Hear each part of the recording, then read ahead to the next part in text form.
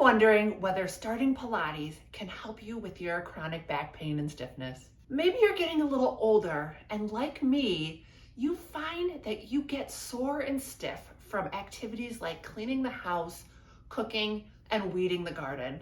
Or maybe you've had children and you've never been able to regain the core strength that you lost. Or maybe you've had an injury to your back or to another part of your body and you just want to feel the way you used to. So, can Pilates make your back feel better? Well, in this video, we're going to talk about it. And stick with me to the end because I'm going to share 3 tips to help you get as much pain relief as possible from your Pilates sessions. Well, my name is Sarah and I've been a certified Pilates instructor since 2014. And the main reason why I fell in love with Pilates was because it was the only form of exercise that made my back feel so much better.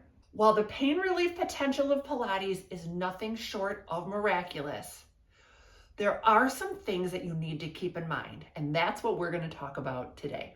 First of all, you might be wondering, what exactly is Pilates? Pilates is a system of exercises designed to increase the strength and flexibility of key major muscle groups and joints in the body.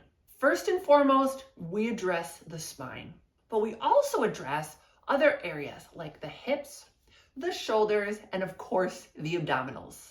And Pilates is very effective in relieving back pain because in many cases, back pain is due to weak core muscles. However, if your back pain is due to a specific injury or condition, such as a herniated disc, spinal stenosis, or osteoporosis, just to name a few, then you do need to be more careful. For example, if you have a herniated disc, then many of the exercises in the Pilates system are good for you, but you do need to be careful of exercises that involve spinal flexion or a C-curve of the spine. On the other hand, if you have spinal stenosis, for example, then flexion is often very good for your back and helpful in pain relief, but you want to avoid extension or an arching of the back. So where does that leave you if you have a condition like this? Now, I want to stress, if you have one of these conditions or something similar, Pilates can still be life-changing when it comes to managing your pain. And as promised, here are a few tips to make sure that your experience with Pilates is a good one. Tip 1, consult a medical expert. If you have been seeing a doctor or a PT for your back pain, make sure you have their blessing before starting a Pilates program. And it also really helps to ask for their guidance. What exercises do they encourage you to do? What movements do they want you to avoid? And be sure to share this information with your instructor.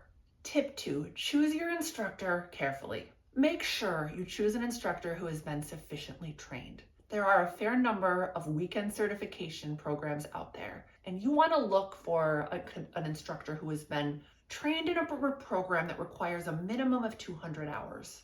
And you also want to make sure that they have a basic understanding of common injuries and conditions and how to work around them. If you have any questions, just ask them. And tip 3, perhaps most importantly, listen to your body. If you're in a Pilates session and you're doing something that aggravates your body in any way, stop immediately and tell your instructor. We can always adjust. Whatever you're doing, don't try to clench your teeth and tough it out. Trust me when I say I've learned that one the hard way. Are you looking for a gentle and safe way to try Pilates? Well, my 10 days to a stronger core Pilates challenge is a great place to start. I'll include a link right here. If you have any specific questions, leave them in the comments below. I love to hear from you, and your questions will help me plan future videos. Thank you so much for watching, and I wish you happy, healthy Pilates.